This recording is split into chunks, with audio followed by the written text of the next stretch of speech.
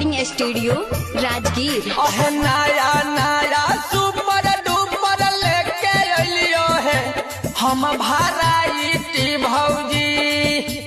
नया नया super duper लेके अलियो है हम भराइटी भौजी। बड़ी दिन पर बेचे हम आइल हियो है अल्हला नाइटी भौजी।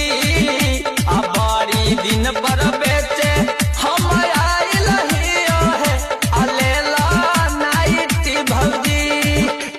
सट सट हवा तोरा लगतो है दोनों पटिए भौजी। सुन ला सट सट हवा तोरा लगतो है दोनों पटिए भौजी। बारी दिन पर बेच